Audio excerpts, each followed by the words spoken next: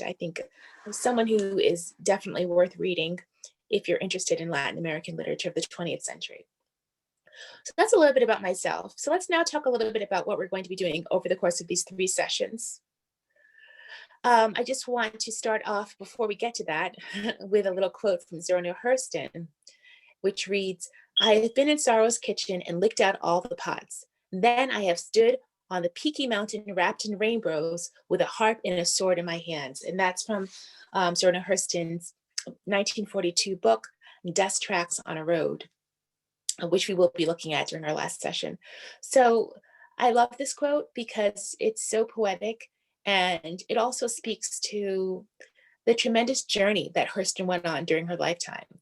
She's someone who is worth studying because she really embodies the spirit of perseverance and of creativity and of innovation that so many scholars and artists seek to emulate and really achieve in their own work.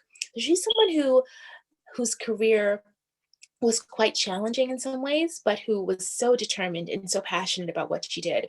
And that's, of course, inspiring to anyone who has determination and passion for their particular endeavors.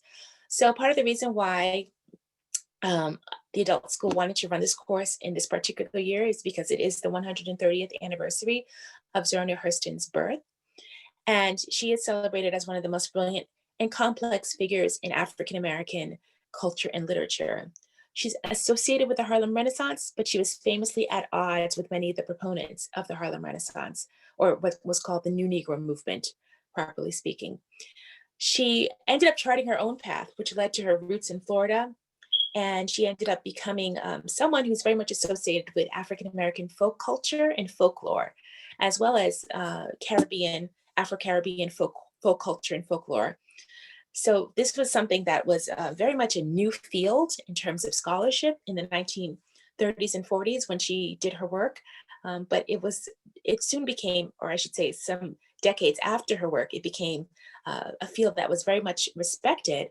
And part of that has to do with the early work that she did in really creating an academic basis for understanding African American and Caribbean folklore and taking them seriously.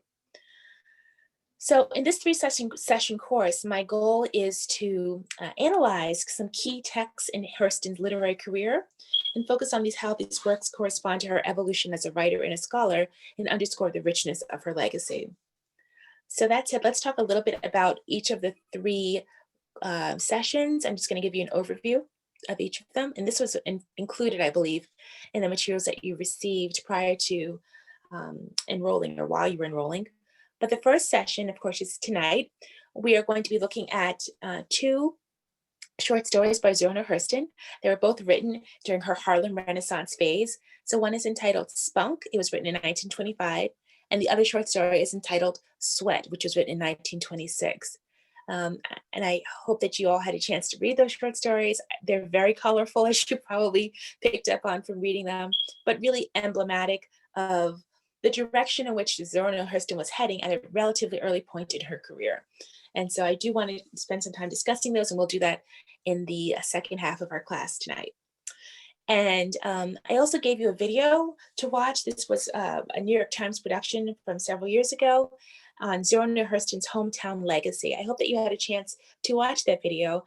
And I might, depending on time, I might actually try to screen it for you briefly in the course of this presentation, because I think it's worth just getting a sense of how important of a figure she was to Eatonville, Florida, which is where she's from, and also why it was so significant that she conducted the work that she conducted at the time that she conducted in the place that she conducted as an African-American writer and scholar. So that is, in my mind, that's really a prelude to understanding the richness of her work and of her legacy.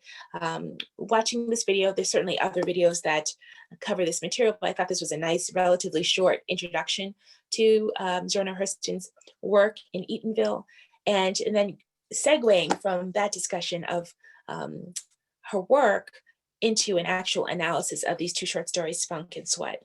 And that will definitely take us to the end of our time tonight. Now, when we come back next Tuesday, I would like for us to spend the entire session discussing Their Eyes Are Watching God, which is Zora Hurston's most important, certainly most famous work of literature, that is. I wouldn't say of all of her works, because she was also a folklorist, she's also an anthropologist. But in terms of her literary work, Their Eyes Are Watching God is her most significant text, and it is a longer piece. It's a novel. So I'm hoping that you all have already started it, and if not, then that you start it, relatively soon, so that you give yourself at least a good week to read it. But we're going to spend the entire time discussing Their Eyes Are Watching God next Tuesday. And that will be very much a discussion-based class, because I really want to hear from you all. I will bring in some pointers for us to talk about, but I definitely want to hear from you all in terms of your impressions of the novel and so on and so forth. And then during our last session on Tuesday, February 23rd, we will discuss Dust Tracks on a Road, which is Zora Hurston's 1942 autobiography. And I also wanted you to watch The Lost Years of Zora Hurston, which is a PBS documentary. Very, very interesting in terms of focusing on the latter part of her career. And you may or may not know, she kind of drifted into oblivion towards the end of her life. And the reasons for why that happened are worth thinking about. But I think it's interesting to just think about her contributions at the end of her life, and also how she also understood herself. So Dust Tracks on a Road is her autobiography. So we're going to look at it, and we're going to treat it as a work of literature, because we want to think about, what she is saying about herself, how she is narrating her own life story, and also how that intertwines with what we have already learned and discussed about her in terms of her literature and her writing and her focus in terms of folklore and anthropology and so on and so forth. So in a sense, her autobiography is Hurston's attempt to treat herself as a subject after a lifetime of already analyzing African-American subjects. So that is our agenda, and we're going to move right into our first set of texts in just a moment. But I did want to give you all some background information about Hurston, which I think will be very helpful in our understanding. So I do have the video, and I also have some other historical information that I want to share with you all about Hurston and about how she came of age in the 1920s, her scholarly focus, how that developed, the controversies surrounding that focus, etc. I just think it's important to have that context before we actually look at the two short stories that we're going to look at for tonight. So moving along, I just want to prompt you all with this quote by Zora Hurston: "There is no agony like bearing an untold story inside of you." That's a powerful statement. And I think it's one that many writers would understand, or even if you're not a writer, if you are anyone with any kind of inclination to tell your story, whatever that means, even if it's not through writing, there is something about sharing who you are, sharing your truth, that is very freeing, and it gives a person a sense of fulfillment. And Zora Hurston was very much motivated to tell the untold stories of African Americans through her work, and she agonized if she was unable to do that. And that's why her career was so remarkable in so many ways, because she was so passionate about the work that she was doing, even if it came at the cost of her own personal fulfillment in some ways, you might argue, although it seems like she was a very fulfilled person in lots of ways. But she certainly had her share of troubles. Yet she was so driven and so passionate to tell these stories. And I think that we certainly are grateful that she had that drive inside of her. All right, so a little bit of background information about Zora Hurston in terms of her biographical information here. So she was born in 1891 in Nosaluga, Alabama. She was actually born there, but she was raised for most of her life in Florida. So her family moved to Eatonville, which is the hometown that she associates with, Eatonville, Florida, when she was still an infant or maybe a toddler. So she doesn't really identify with Alabama. She identifies very strongly with Florida, and she did so throughout her life. And she died in Florida in 1960. So she was an American folklorist, anthropologist, and author. She published more than 50 short stories, plays, and essays. She's best known for Their Eyes Are Watching God. And she devoted much of her time to anthropological writings about African Americans and Afro-Caribbean peoples. She was considered a Harlem Renaissance figure. However, she had a complex relationship with the authors of the Harlem Renaissance or New Negro movement, many of whom criticized her works as lacking in sophistication and out of sync with the other works that were written during the New Negro movement. Excuse me. She died in poverty, but her legacy was reclaimed by Alice Walker in the 1970s, who popularized her works and her contribution to American literature and the African American experience. So some of you may know a little bit about this story, but Alice Walker was determined to find Zora Neale Hurston's grave in Florida. She actually had to really search for it because she was buried in an unmarked grave. That tells you how much she fell into oblivion. And then Alice Walker purchased a tombstone for her when she found the grave. And on the tombstone, it read, "Here lies Zora Neale Hurston, the genius of the South." And Alice Walker, as well as others, they helped to really revitalize interest in Zora Neale Hurston in the literary and academic worlds. But I just want you to think about that inscription, "Here lies Zora Neale Hurston, genius of the South." That tells you how much um, respect Alice Walker had for her and how much she felt indebted to this other African American woman for the work that she did. And if you are familiar with The Color Purple and Alice Walker's other literary works, you can probably understand the connection here in some ways. They are both writers who are focused on the African American experience, the Southern African American experience, the experiences of African American women, of poor African American women. There's so many commonalities there, but they're not writing about these issues in a way that is purely tragic, put it that way, despite their acknowledgement of the oppression that existed. But they're seeking to help readers to understand the fullness of who African American women are. Who were these individuals who are based very much off of people that they know or knew in their own lives? How can we really understand their humanity and understand their creativity and their brilliance, despite all the issues that they had to contend with? So that is really just a remarkable thing to think about. And Alice Walker believed in Zora Neale Hurston's focus, and she really ascribed to a very similar set of goals in her own work because she wanted to bring again those untold stories to the page, and she wanted to help people to appreciate the African American experience, especially through the eyes of individuals who typically are underappreciated, which again would be African American women, poor African American women, poor Southern African American women, and so on. So all right, so here is the Zora Neale Hurston's Hometown Legacy video. Now, I believe I should be able to play this through the Zoom app. And if not, then you guys can just go ahead and watch it on your own if you haven't done so already. But it's fairly short, so let me see if there's a way in which I can still activate this. We'll see.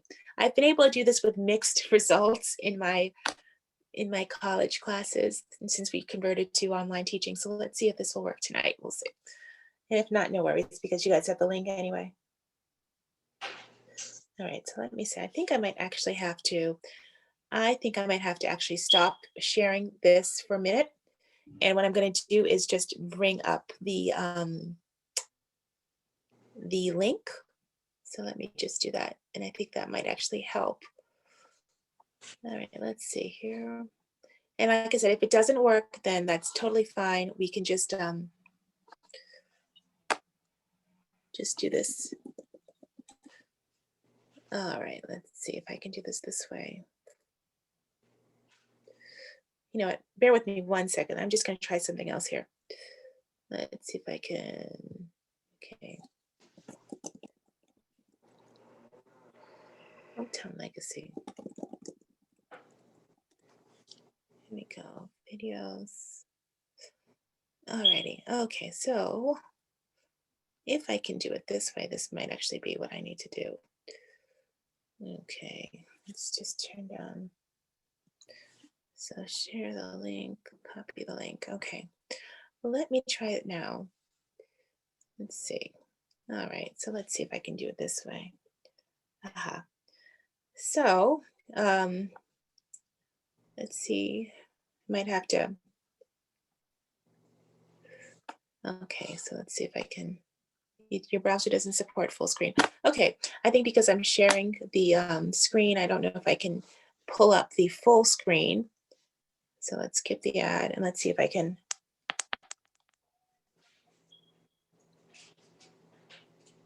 I don't know if you guys are able to hear. Okay, so seems like it's pretty low. So I don't know if this is actually going to be the best way of doing it. So actually, I'm just going to exit out of here for a minute. So this is the issue that I thought I might run into, but I wasn't sure. So you guys are just going to have to watch that on your own. I can pull up the video, but this volume is too low. So I'm not sure if there's a workaround with that in Zoom, but it seems like when you want to play a Zoom video, I'm sorry, a YouTube video through Zoom, the volume is a little bit tricky. So I'm not going to belabor that too much, but please go back and watch the video if you haven't done so already. So essentially, if you are just curious, the video is about her impact in Eatonville, Florida, and how the people of Eatonville, Florida, even 40, 50 years later, still very much remember Zora Hurston and are proud of her. And some people, the video was made actually in the early 2000s. So I believe a lot of the people who are featured in it are no longer with us. But some people, when it was made, they actually remember interacting with her in the 1950s and 1960s. And they were older people. And they said, you know, she was a very lively presence in the community. She was a little, you know, controversial even there because she had a habit of writing stories that were very closely based on the lives of people in the actual community. They didn't necessarily want their business being told through those stories. But she was someone who ultimately the community took a lot of pride in because she took them so seriously. And that's what I really want you all to focus on. And I'll go back to the presentation in just a moment. Zora Hurston is someone who took African Americans from her community very seriously. And that was really revolutionary in a way because she's coming from a culture that has been taught not to take its own culture very seriously and or at least not to take the folklore and the folk ways of that culture seriously. And yet she did. And that was so path breaking and revolutionary in so many ways. And so generations later, it's kind of nice that the people are still remembering her. They have or had, I'm not sure if it's still ongoing, a festival every year, the Zora Hurston Festival in Eatonville, Florida, which really commemorated her legacy. It was ongoing for many, many years. I'm sure it didn't happen in 2020 because of the pandemic, but at any rate, she is really someone who is just a source of pride to the people in that community. So it's nice to see. All right, so let me just go back to the presentation and thank you for your patience. So make sure you do watch that video on your own. It's not very long if you haven't done so already. So let's go back here. Okay, I'm just gonna come back over. So, okay. So I do want to sort of segue a little bit into some background information about Zora Hurston's focus and how she decided to really devote much of her career to studying the African American Southern experience. And a lot of this comes out of her training as an anthropologist. So she was very closely associated with a couple of figures. One of them is Melville Herskovits, who is an American anthropologist who is responsible in large part for firmly establishing African and African American studies in the American Academy. He wrote a very famous book in 1941 called The Myth of the Negro Past, which argues that African Americans had retained significant aspects of their African heritage and that these cultural aspects of African heritage were evinced through music, art, folklore, and aesthetics. This is something we might take for granted nowadays, but it was a very controversial book when it was published in 1941. And I'll get into that in just a minute. So I want to introduce you to another figure who you may also be aware of. E. Franklin Frazier, or Edward Franklin Frazier, was an American sociologist and author. And he wrote his 1932 dissertation entitled The Negro Family in Chicago, which was later revised into The Negro Family in the United States in 1939, which analyzed the historical forces that influenced the development of African American family from the time of slavery to the mid 1930s. He won the Anisfield Wolf Book Award for this book in 1940. Very, very famous, very well respected African American sociologist. Also, someone who was completely at odds with Melville Herskovits. He disagreed with Herskovits on the issue of the African cultural inheritance among African Americans. He thought this thesis was completely flawed and erroneous. And he also thought, on a political level, that suggesting that African Americans had retained aspects of their African cultures would make them look inferior and limit their progress towards civil rights. So, one thing that's important to be aware of is that 80 years ago, the conversations that were happening around race and African Americans and culture were shaped in part by the fact that this was still a society where African Americans in the South did not have the opportunity to vote, where Jim Crow was very much a reality, where there was rampant discrimination, not only in the South, but throughout the country. And so African Americans who were at the point of launching the civil rights movement were very concerned about the ideas that were put out into the mainstream about their culture and about who they were as a people. So that, coupled with the negative ideas around Africa, and I should say just the ignorance around the African continent and the cultures of Africa and the societies of Africa, really led to a disavowal of the African cultural inheritance, even by very well-respected scholars such as E. Franklin Frazier. So when individuals like Frazier came across Herskowitz's work, they just felt very incensed by it, because they essentially felt as though this individual was making them look bad, and he was making them seem as though they were inferior culturally and intellectually and less worthy of full participation in the United States as were their white counterparts. And so it's important to be aware of that. This, by the way, was a debate that also roiled the New Negro movement or Harlem Renaissance. So a lot of the New Negro movement adherents were very much interested in exploring the whole concept of the African cultural retention among African Americans. And then there were some figures who felt it was just the wrong direction in which to go. And so this is something that, again, 80 years later, it might seem a little bit unusual or difficult for us to really understand, but this was a really heated and very politicized debate during this time period. So why is this relevant to Zora Hurston? So Zora Hurston agreed with Herskowitz's thesis, and she was motivated to research the African cultural inheritance among African Americans and Afro-Caribbean peoples. This put her at odds with E. Franklin Frazier and other individuals such as George Schuyler, who was a writer of the New Negro movement, who wrote a very famous essay entitled The Negro Art Hokum, which basically derided the emphasis on the African cultural inheritance among the New Negro movement proponents who were interested in exploring it. And so she was at odds with them, but she was also at odds with people who maybe were less politicized, but similarly did not want to focus on the African cultures. They wanted to focus more on what they saw as African American culture and African American cultural evolution in the North, if you want to put it that way.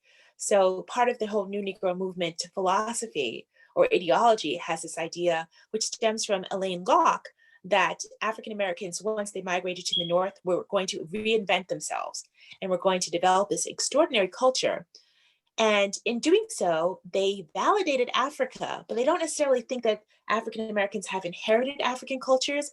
Rather, they saw Africa as a place of inspiration and pride. So Elaine Locke, County Cullen, these figures were kind of in the middle in the sense that they validated the history of Africa, but they didn't necessarily validate the cultures or see a direct link between African cultures and African Americans.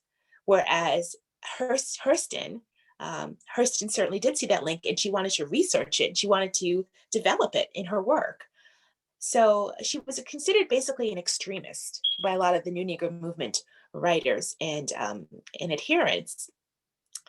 And she, as a result, she had some very heated, very contentious debates with them. A lot of them ostracized her. It didn't help that she was also a woman, and certainly there were a lot of women in the New Negro movement, but some of the most prominent and at least some of the most outspoken figures were male. And so she was a woman, she was from the South, she was very vocal about the fact that she was a Southerner. And so there were a lot of tensions between Hurston and some of the other proponents of the New Negro movement. She had some support from individuals such as Langston Hughes. Langston Hughes was a very encouraging figure during that time to many writers. And so he was someone who was able to kind of bridge that gap for her between the mainstream adherents of the New Negro movement and the direction in which she wanted to head. But on the whole, she was considered to be, someone who was not quite of the same spirit as a lot of the individuals in the movement. And as a result, she had a lot of difficulties in really developing better relationships with the other individuals who were part of that movement. But that didn't deter her. She was so committed to her work and so passionate about what she did that she pretty much just kept going in the direction in which she wanted to go. But it's just important to be aware that those debates did roil her career, at least in the early part of her career. So moving along here.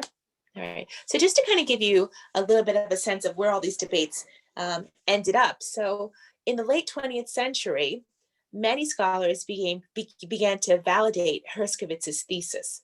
And now it is widely accepted that people of African descent in the Americas, including African Americans, did preserve vital aspects of their African heritage. These cultural features were not lost. In some cases, they were syncretized or they were fused with other cultural practices. In some cases, they were hidden under other cultural practices, but they endured. And that is a very, very powerful statement, considering the fact that African Americans and other people of African descent in the Americas were severed from their homelands and their native languages in many ways, and from all that was familiar, and yet those cultures were so strong in some ways that they managed to really preserve some vital aspects of their cultures. And of course, the reality of being an oppressed people is that the more you can preserve, the more you're able to really garner the strength that you need to survive. So I don't think it's a coincidence or it's an accident that cultural retention happened. And now it's a thesis that is accepted because some of the politicized elements of that thesis that existed in the 1930s and 40s have simmered down considerably. So we no longer, I should say not we, but the society no longer considers Africans and their heritage in quite the same extremely negative, stereotypical ways that people in the early 20th century thought of that part of the world. And so that's one thing.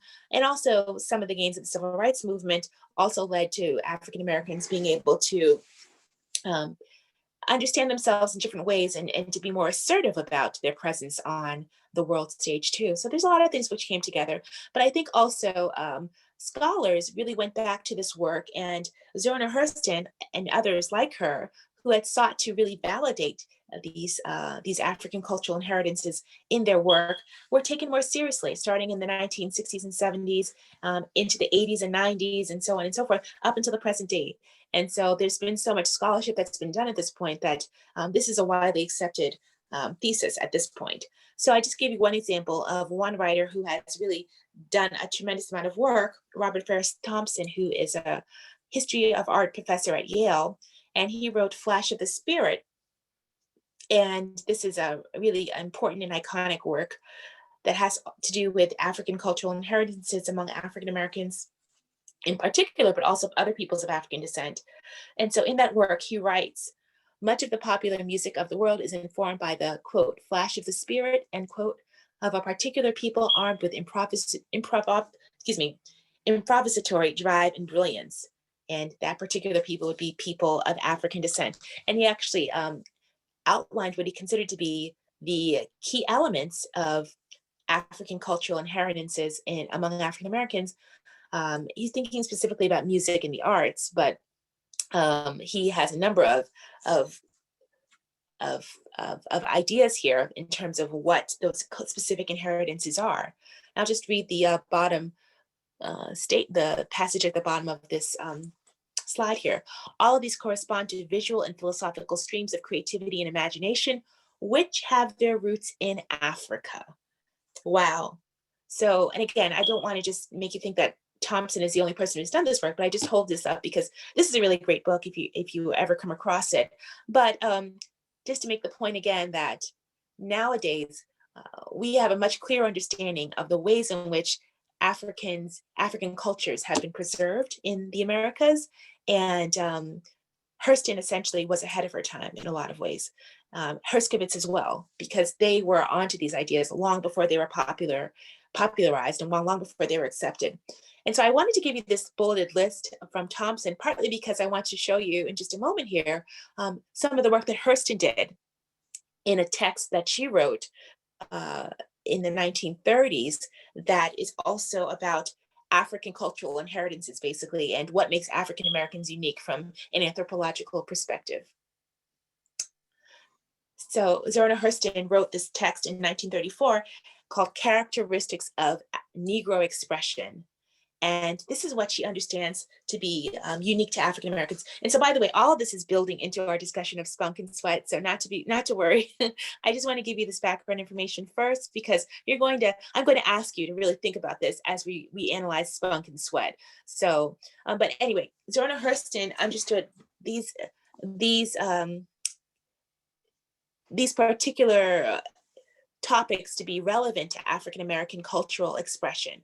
And so again, this is something that certainly is a work that was done, a good 80 some years ago. So, so I'm not an anthropologist myself or a folklorist, but I'm sure some of this could be, challenged in some ways. But I do think it's interesting that she had a list of topics here that in some ways is similar to what a lot of contemporary scholars would identify in terms of what's unique to African American culture and so forth. So the first one is drama.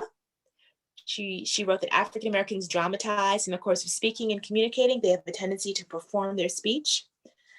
The next bullet point is something that she called the will to adorn.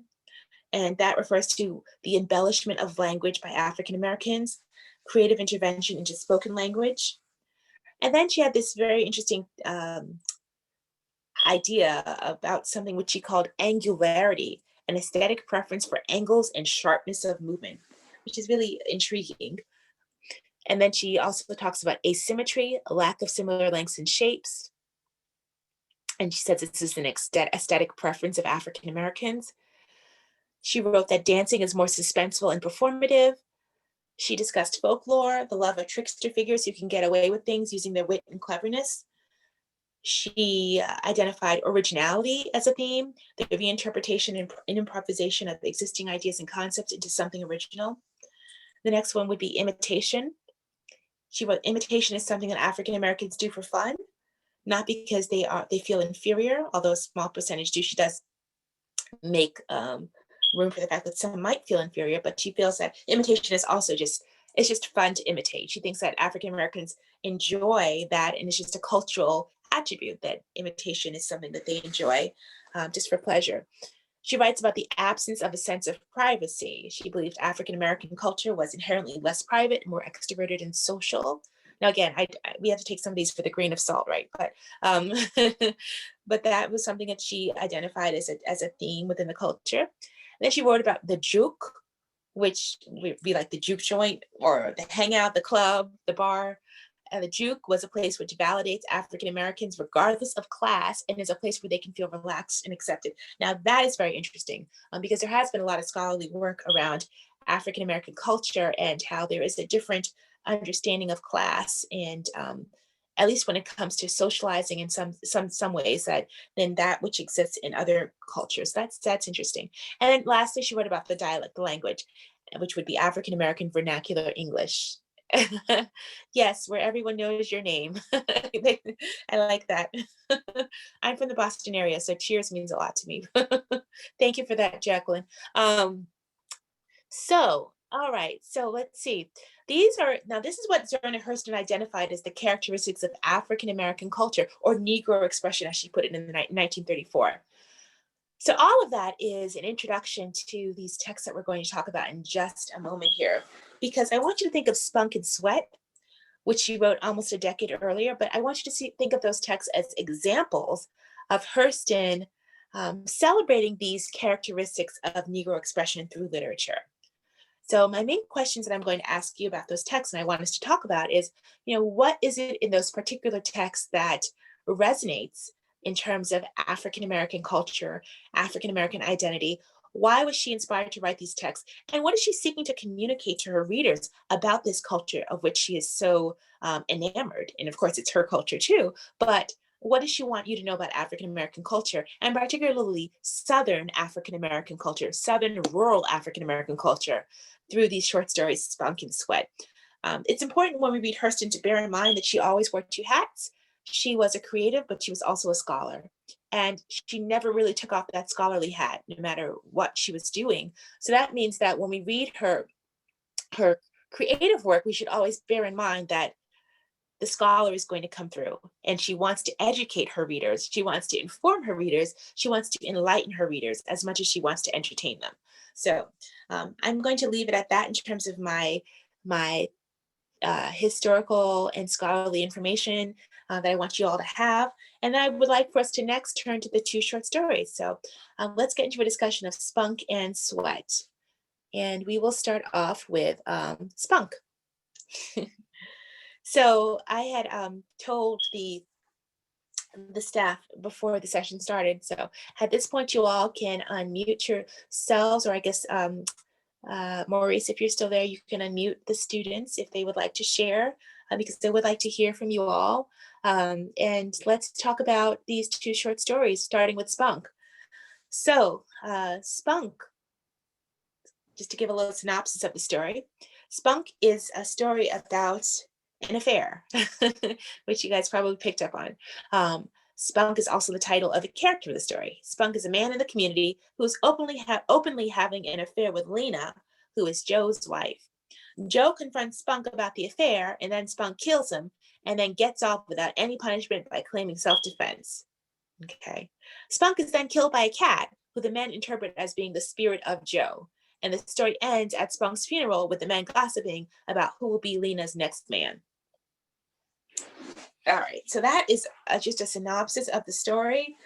Again, what I really want you to think about here is what's going on in this story. How is Hurston using this story to educate and enlighten us about the particular community and culture from which the story comes, which would be a community that's based on her own understanding of Eatonville, Florida, growing up in a rural Southern African-American community.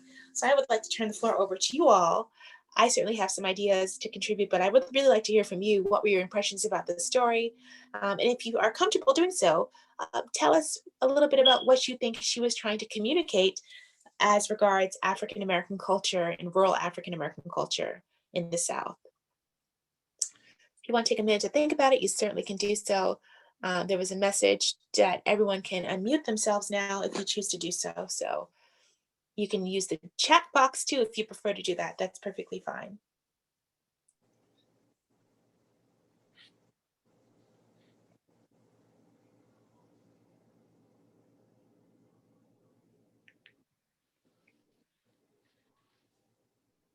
So I'll just give you guys a couple minutes to think about it. I did intend for us to have, something of a discussion. If not, I can continue talking. That's perfectly fine. But I do want you to have an opportunity to weigh in with your ideas as well.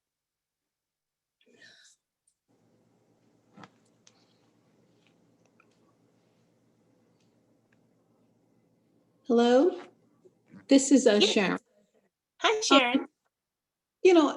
I think essentially she was just giving us, insight into what rural African American Black life is like in the South, and it's all around, people gossiping, primarily men gossiping. I think it was a store. It was at like a grocery store. And I think this story had like a lot of little layers to it, I thought. It wasn't just what it appeared to be. We had Joe, who was very timid and afraid of his own shadow, and then Spunk, given the name Spunk, you know, feisty and confident and full of himself. And, you know, as you look at what happens, you realize that maybe Joe isn't as timid and as, you know, as fearful as we all thought he was. And that, and maybe Spunk didn't have all of that bluster that he had because he was frightened superstitiously by a bobcat and thought that that was Joe. So I just think she was, you know, just sharing with us, you know, all of the different layers of messages in this one little simple short story that really wasn't that simple, although it may have been short. So that's, you know, just a little bit of my thoughts about the piece. You know, one thing I would like to add though is that, you know, as I read Spunk and also Sweat, it was very difficult initially because of the dialect. And I often wondered why she, you know, felt it was necessary to do that. But I think it was to get us to identify and feel, I guess, the cadence, the rhythm, the something of the people of the story that we were reading. So help me out with that, please. Absolutely. So thank you, first of all, Sharon, for those wonderful comments. And I think that you are absolutely right when you say the story is multi-layered. Yes, it is. And this is very much in keeping with just the style of Zora Hurston in general. So on the surface, the stories seem to be very superficial, and you might even say they seem a bit trite. And this was the accusation that was levied towards her by a lot of the particularly the male writers of the New Negro movement or Harlem Renaissance. Why is this woman writing a silly story about a bunch of people in a small Southern town gossiping about who's having an affair? This is not what we're about. We're trying to create a movement that brings us respect. We should be writing about racial injustice. We should be writing about how wonderful it is to be Black and to have this new sense of who we are as migrants to the North. And she's writing about stuff that's just foolishness. But she was onto something a little bit more than that. And I think that that is really why it's important to really think critically about what she's doing, and to always bear in mind that this is a scholar who's also working as a creative. So we'll get to the multi-layered aspect of it in just a moment here and the deeper meaning of the story. But in response to your question about the language, you already sort of answered the question yourself, knowing as we do that Hurston was very much interested in African-American vernacular English. She studied it. She saw it as a characteristic of Negro expression. This is the reason why she could not just write a story that was in standard English, because she thought this language was just too important and too dynamic to ignore. And the question of authenticity as well. Yes, you are right. She wanted us to hear these characters speak in their own language, and she wanted us to appreciate that language for what it is. So there's a lot going on here, and you're right, it's much more than what meets the eye, but it helps to understand her intentions, and her background in order to really appreciate her work. And so that is why I spent so much time going over her scholarly background and the controversies surrounding her presence before getting into the text. So I see that we have, thank you again for those wonderful comments, Sharon. I see somebody else typed something into the chat. Yeah. So Cindy writes, I found a sense of self. It's too much to write in the chat. If we can talk it out, then it will, but go ahead with this chat thing first. But Sure. Okay, so I found a sense of, I'm just going to read what Cindy wrote, and then Rika, we can get to you in just a moment. So I found a sense of self-acceptance in her use of language. I agree with that comment as well, Cindy.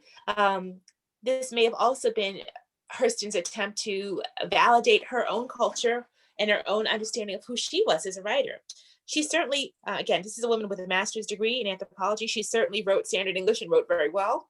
At the same time, though, she wanted to explore this language that was so important to her. So thank you for that, Cindy.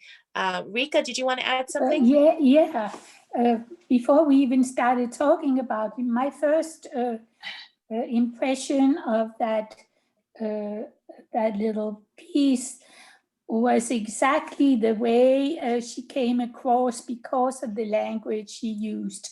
I am very much a big jazz fan, and I'm telling you, I felt that I was feeling and hearing and sensing the rhythm and the creativity and the spunk, if you want, in the language that she used. I thought it was just wonderful to read about it. And I have English as a second language, and I must say I needed to go back and read a couple of words a couple of times, but I got it, and I really enjoyed the whole nuance of the language. It added a big flavor to the story for me, really touching, moving. Thank you for that, Rika. I can tell you, am I pronouncing your name correctly? English, I'm sorry. Is it Rika? Yeah, sorry. I can tell you English is my first language, and I had trouble because I'm from the North, not from the South. So don't feel bad, Rika.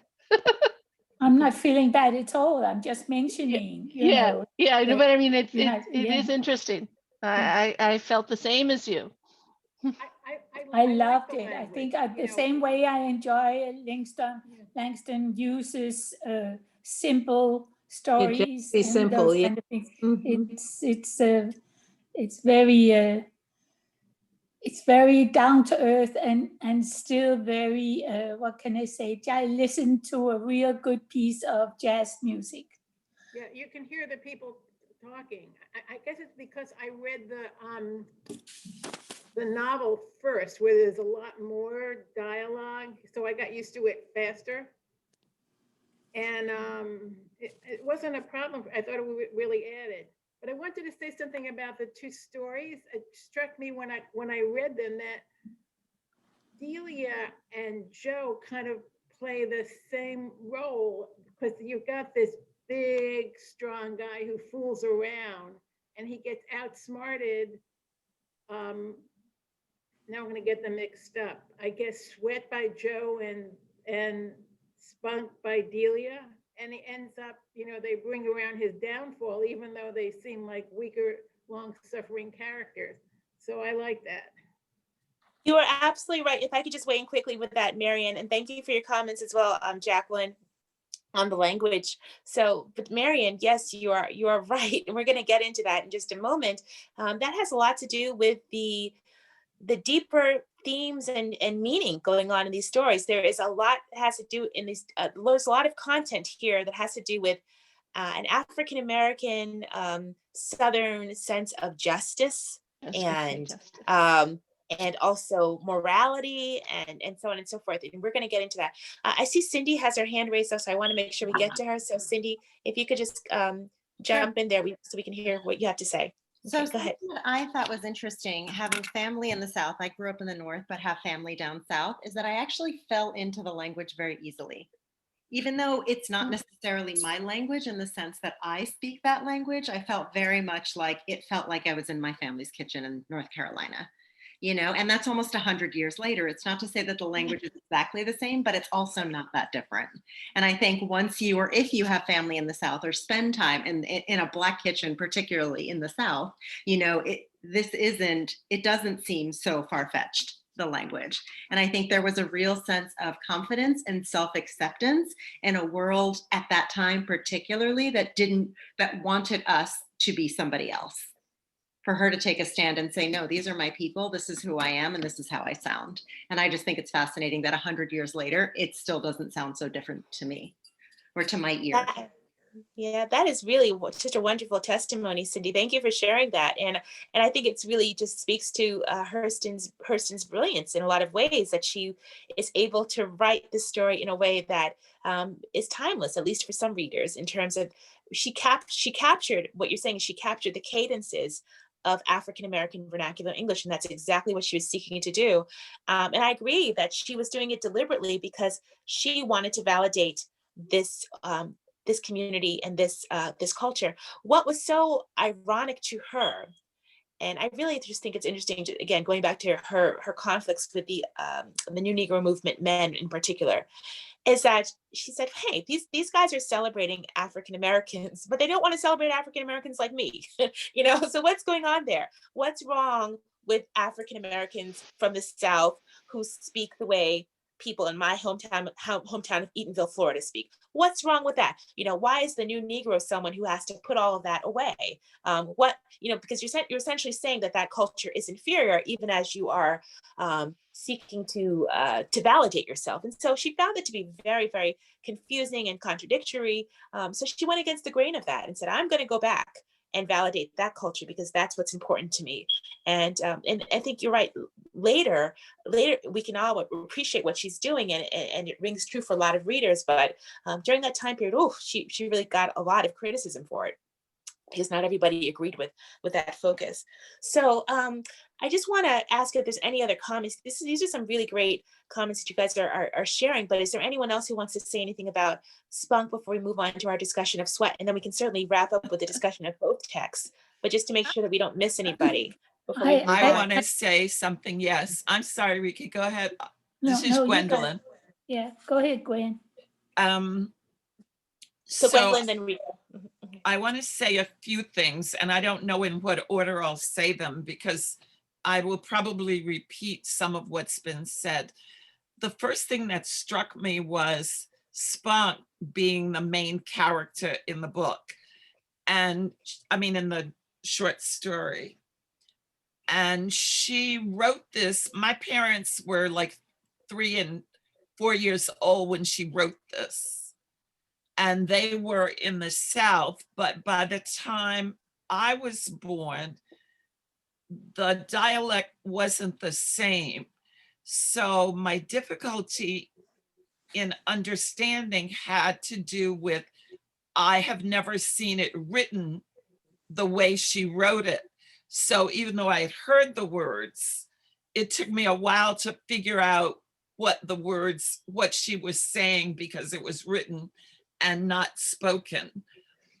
But what struck me was Spunk was, as she described him, this big man.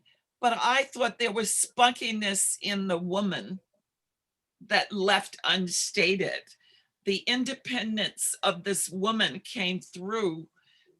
To me, it was, and I don't know that she ever really says anything, but her character being talked about, all I could think of was most women, even in this century, would not walk with a man in front of a husband. Maybe some, but it would be something agreed to. It wouldn't be by surprise. The other thing is, I am struck by her fascination with love and passion, because this is truly a love story, albeit illicit or an affair. This woman and man love each other, and they're going to just be with each other. And as kind of the way I see things, as fate would have it, they can't really be together because it's wrong from the beginning. So, from kind of like a Christian perspective, something had to happen to one of them. And that's because she was married to someone else and her husband had been killed. But I had difficulty with the character Joe being talked about as being courageous. I really had a lot of trouble with that because he was small. He only had a razor. He would have known that Spunk had a gun. to me, it was, one of those he'd rather die if he could not have his wife. Again, love and passion and this idea of just being, it's not just being overwhelmed in love, but it's more like love is so taken over everything about you for both Spunk and the husband that it gives the other characters a life to live that they talk about. And regarding, her, what is she showing the community?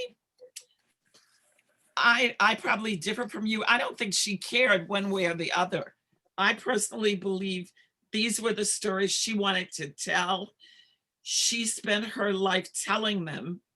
And it was only the course that I even knew about her education level, because I just assumed she must have talked this way to write this way.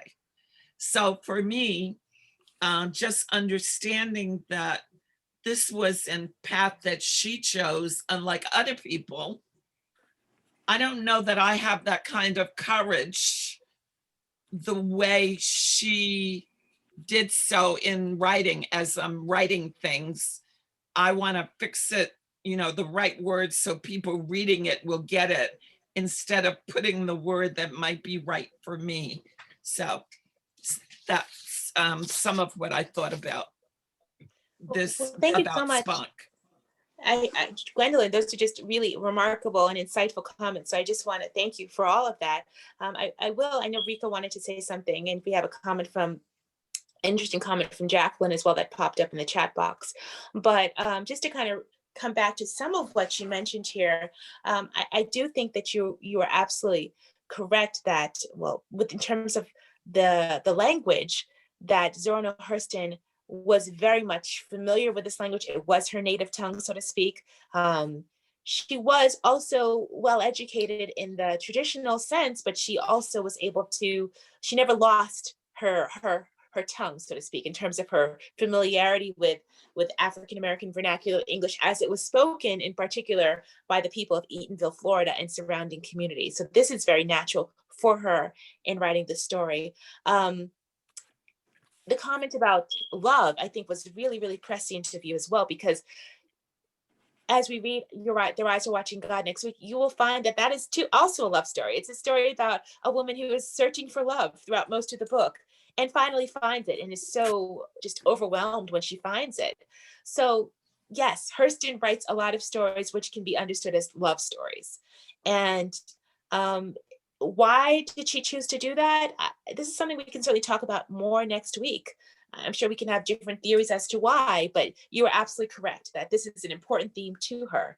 Love, relationships, and once again, this is part of the reason why she was derided by some of her male contemporaries, because they thought that this was a trite topic and it wasn't worth the seriousness of a writer who wanted to be part of the New Negro movement or Harlem Renaissance. Why is this woman dabbling in love stories and these stories about characters from this little Southern community? There's so many more important things to write about, right? So this is a bias which still exists to some extent. Why is she writing these stories that seem to be about romance and so on and so forth? Which, of course, yes, that might be an aspect of the stories, but there's so much more going on in her work as well, which they either dismissed out of arrogance or they simply didn't see. So again, there's a lot to say about that. So thank you for that. And I just really want to make sure I'm touching on everything you brought up here. But I think the main comments you had were about love, the love stories, and also, you also said Lena was, in your opinion, Lena was a very strong character. And I think you're right. It is somewhat surprising that she's having this open affair with a man who is known to be quite aggressive in the community. But maybe it's not all that surprising. I mean, who knows, right? Again, Zora Hurston, I don't think she is trying to shock and awe so much as she is telling stories based upon things that she and others in her community may have seen or understood while they were alive. So maybe she's giving us a different perspective on on African American Southern women, that goes against some of the stereotypes that we might have in our head. And on that similar note, when we read The Rise of Watching God next week, you're going to see a portrait of a very strong-willed, independent woman in that story, in that book as well. But Jacqueline made an interesting comment. She said that it's interesting that Lena never speaks in this particular story.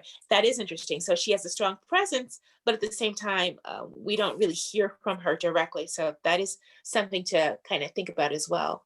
And she's You not, know, really, and she's the- not considered very well by the community. Yes, you're right. There is that. Do you have any insight into why that's the case, Jacqueline? Other, just out No. of curiosity. Yeah, here she is, a woman stepping out on her husband. but- Exactly, right.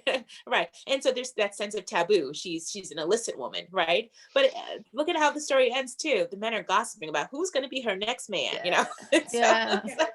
So she's definitely the talk of the town. It's her own way. But you know, What was really, that, Sharon?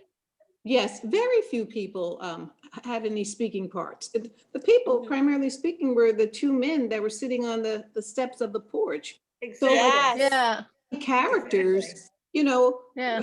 they weren't saying anything at all, Right. so that was Yeah, a very, Yeah, I mean, I agree with what Sharon was saying, but I don't think Lena has a strong presence at all. I mean, I think Yeah, I agree. she's just moved around from person to person, but she does, she's acted upon is one thing. And also, I think this, and maybe it's because I read the novel first. I mean, we're getting the story through the eyes of the people who are sitting on the porch.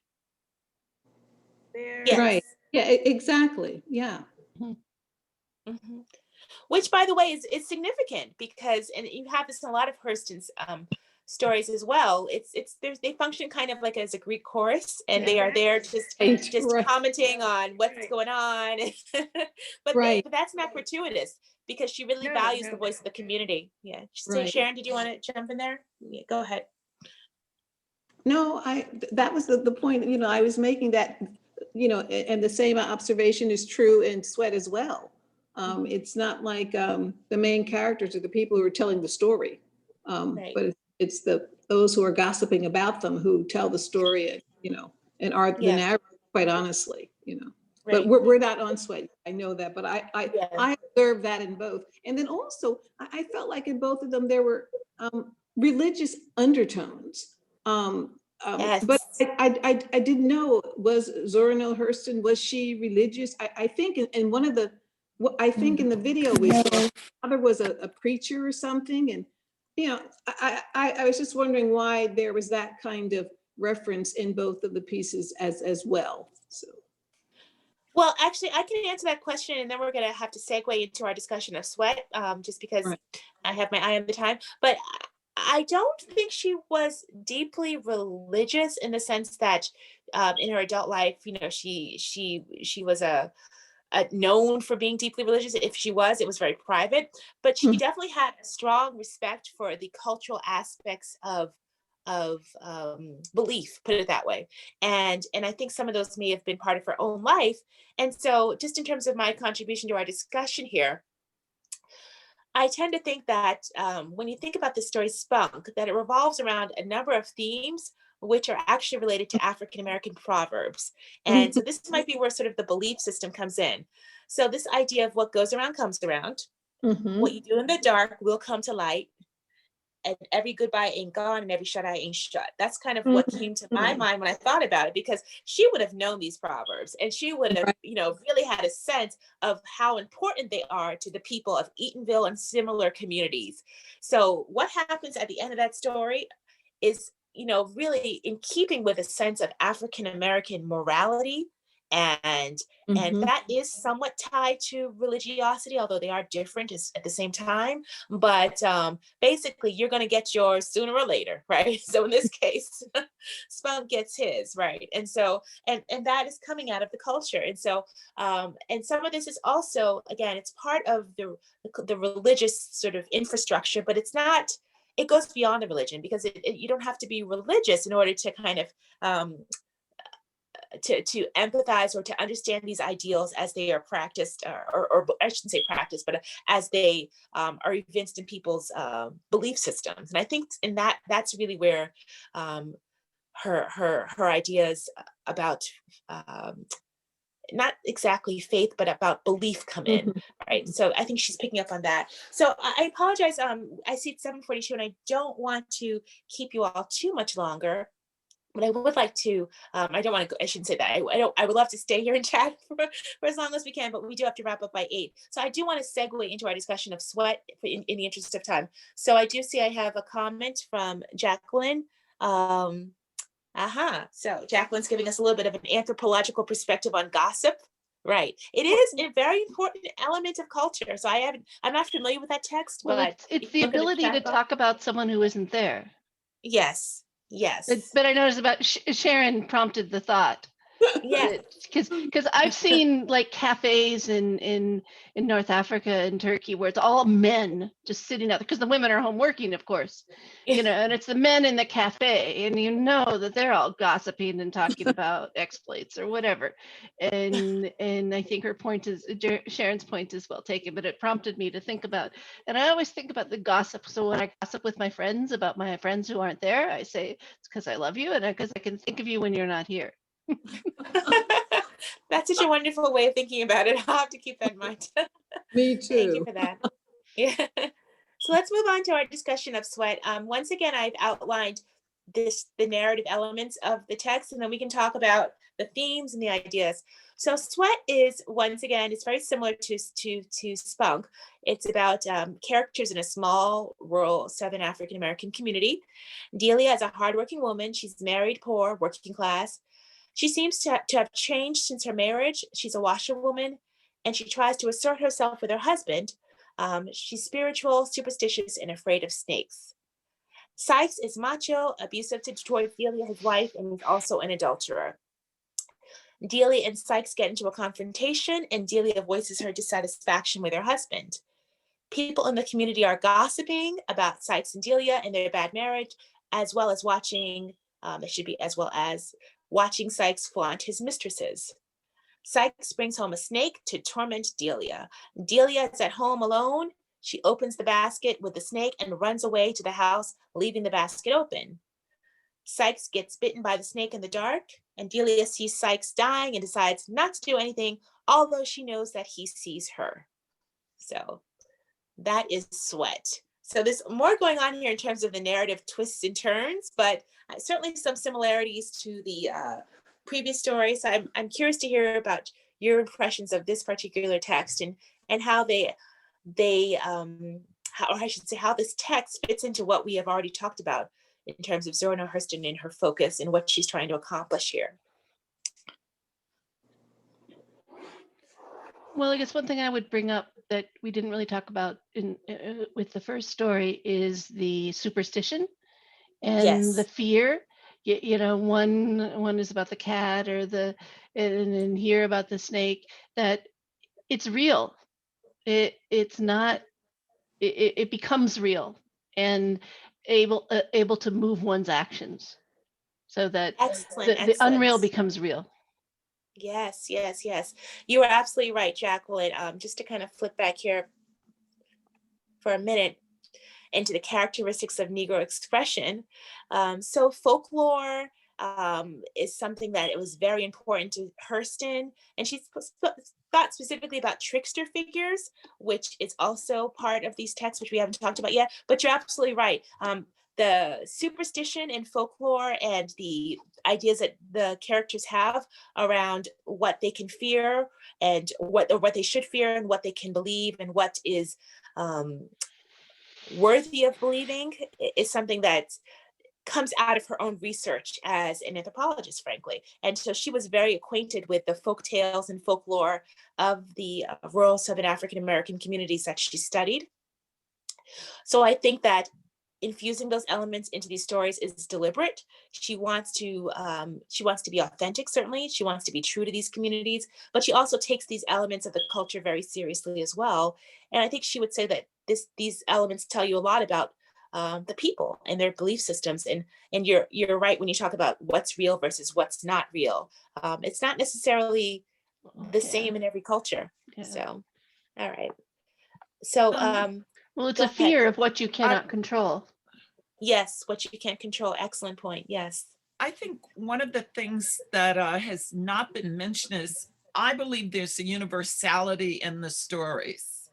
And what makes them unique for me is that the language she uses makes them from the particular community that she's writing about that's different from other communities. Because the universality to me in the first one in Spunk had to do with people in an unhappy marriage who cheat. I mean, the divorce rate in America, I mean, people, they were doing it in the 20s, they're doing it now. And I'm sure that there is some husband who caught his wife out with a man. I think there's a universality that can't be overlooked, especially in Sweat, when we talk about abuse and the women's shelters that have been set up now and kind of the macho man and just how men like this back off. It's reported when you stand up to them. I also think that, and this was in the film, I don't know if we'll get a chance to talk about it. The short that I read on, that I saw on YouTube, the people didn't like that she talked about the honesty, like these were real people. But the woman who said that was referred to as a pretty person. So she felt okay about it. And I think that's how people feel when you write about them.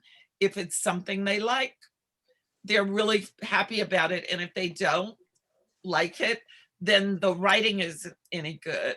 And I think there's some themes that run through from 26 through the present time that I wouldn't, like, I don't want that overlooked with so much concentration on the language or how she was treated, because I think that's why these have lasted.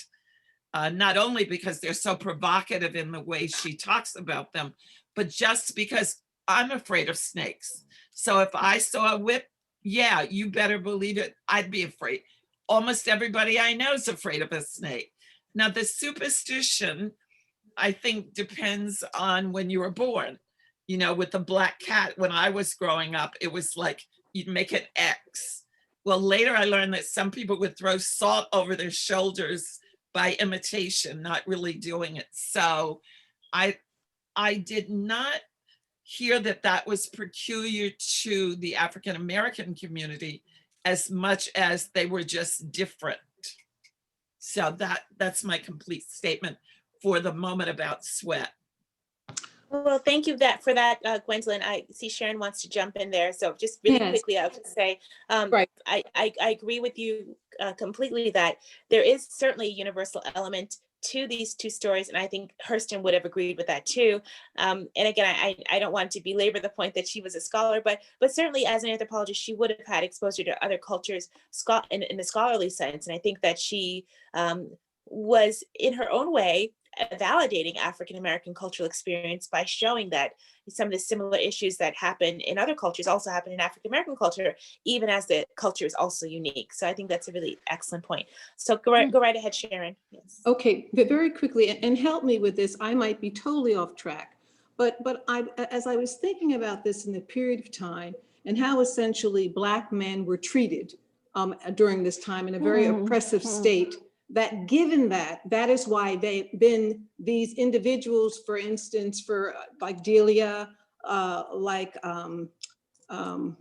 Joe, they became the victims because the men who were the abusive ones, who in their own right were being abused and mistreated, and consequently they then had their victim as a way of I guess dealing with what was happening with them during the 30s. Am I wrong? Am I stretching it, Ada? You know, but No. I bits of that, you know, in this, and I'm trying to get my thinking around it. Which is a very good insight. And I think that, well, certainly, and this is something, again, that really gets into the complexity of Zora Hurston's approach to these topics. Because one of the things that you'll find in her work, in her fiction in particular, and even in her anthropology to some extent, is that she doesn't really discuss the racial strife that surrounds communities like Eatonville, Florida, or fictionalized communities that are based off of Eatonville, Florida. And this was a major contention, once again, between Hurston and the New Negro Movement writers, because they said, this woman's writing as if racism doesn't exist. Why can't we talk more about the issues that are going on in the wider society? Why is she just giving us these colorful stories about people in a small Black Southern community? And really, this is part of the reason why a lot of them dismissed her work, is because they thought it was not being true to the deeper issues, so to speak, or wasn't giving those deeper issues enough attention. But I think the answer to that is that certainly Hurston was no stranger to racism. She's a Black woman from the South who made it to the North, studied with white people at Barnard College, and had to really navigate her way as a white woman, as a Black woman in academia, and also as a writer, as a Black woman writer from the South among men who didn't take her seriously. So she had a lot of experiences with racism and sexism. And yet I think she felt that what she was writing about was important enough that it was worth just looking at in and of itself. And she did not believe that writing a story that included the facts that, yes, the people in these communities also experience racism from their white employers or when they go into town. I think she felt that that would really detract from the seriousness of what she was trying to do in terms of keeping the lens on the people in these communities and creating fictional characters that really spoke to the African-American experience. I think she felt that that was such an important goal that she wasn't going to sort of artificially insert those other topics in there. Now, to your point, did she see a character such as Sykes as being abusive partly because he was being abused in the wider world? I cannot say whether in this particular story that's the case, but I am certainly, I would say confidently that she understood the abuses that African-American men faced, just as she understood the abuses that she faced. So I don't think she would ever dismiss that. It's just that she took this culture so seriously. And I think she believed, and this is really, maybe this will kind of help elucidate it a little bit more. And I think Sharon also, when we get to her autobiography, this is going to become a little bit clearer too. Mm-hmm. She believed that this culture, despite all of the oppression that African-Americans in the South faced in the 20s and 30s and 40s, that this culture was so strong and so resilient in some ways that people were able to create a rich world unto themselves, even as they contended with racism in the outside world. And that was something that she felt people did not understand. Yes, I'm from Florida. Yes, I grew up in a community that was segregated. Yes, there were lynchings and all of those issues that we hear about that the NAACP was publicizing during the time. But despite all of that, we still had something special. And I think she thinks people need to know that. And I think she felt that they're not getting that message from any place else. So it's her job to really share that message with them. So that would be my response initially. But I think certainly as we go through the next couple of sessions, we might have more insights from the group. I see we only have a few minutes left. So I do want to make sure everyone who has something to say gets a chance to weigh in on this story or on anything else that they would like to talk about before we have to conclude for the evening, related to either spunk or sweat or any of the other topics that we covered. So I apologize if we've gone a little bit ahead of ourselves, but this has been such a wonderful conversation. I don't want to cut anybody short. And so I do want to stop talking now. I have a question about the class. I came in a little late and I apologize for that. The handouts that I might have missed or about Neale Hurston, can you send those to us? I'm sure. And I Oh, think good. that now I didn't really have handouts per se, Gwendolyn, but I did go over the synopsis of all of the Yes, different. Yeah, sure. So I think I can just ask the adult school to send those materials great. out, but they should have actually been They included did. in the in materials when you registered, the synopsis of each of the 3 sessions. Oh, I'm It- sorry. I meant what you were reading on the screen about, you had handouts talking about her and also about the writer from Yale. Those are the ones that I'm talking about. Oh, I so you mean the printed all the presentation? other things out. Gotcha. Oh, the presentation, right? Yeah, the slides. Okay. Presentation. Thank you for the words. Gotcha. Yeah, sure, no problem. Yeah, I can actually ask Maurice to send those to the class. I think that should be something he can do. I can just I'll PDF it and I'll have him send it to everyone. That's fine. Would be Thank- great. I'd like Thank to you. too. Oh, no Yeah. problem. Yeah, absolutely. That's a good idea. So I'm happy to do that. Is there anyone else who wants to weigh in about sweat in the last couple of minutes that we have together? Well, I would say that I found her reading difficult, but worth the work. I mean, there's some authors like that. She's certainly not the first for me in that regard. But what I found more striking about it is once I began to understand like the dialogue, the characters had like a hold on me. It was like I felt I knew, like all of a sudden sweat had a totally different meaning for me. And Spunk was a real person that I've seen on TV. You know, the guy that played with Tom Hanks with the in prison with those things coming out of, I forget now, the beads, or BEES, the bees. You know, that would be a Spunk character. He could play Spunk in a movie. So the characters became very real for me. And I find them, I expect that they're going to be unforgettable. Like, I think I can talk about Spunk or Sweat like 10 years from now and remember the detail, which for me is a compelling author telling a story. Absolutely. Thank you for that, Gwendolyn. I agree with you that Hurston writes these characters in such a colorful and engaging way. They are unforgettable. And I think that certainly it speaks to her talent as a writer as well. So thank you for sharing that. I forgot I just had one last slide here. So just in terms of my contribution to our discussion about the themes of sweat. So I think about the title, and the title Sweat is both the title of the story and a reference to the fact that Delia works hard without any reward or gratitude from her husband. Once again, the theme of what goes around comes around. People pay for their actions eventually. And Hurston also, this is something we talk about more when we get to Their Eyes Are Watching God. Hurston views relationships between Black men and women as vital and potentially filled with conflict, which she wants to explore in this text and in other texts. And I think when we get to Their Eyes Are Watching God next week, we'll have more to say about that issue of conflict between Black men, African-American men and women, because just like love, this is part of what she's really focused on in her creative work. So, okay, so it is exactly 8 o'clock.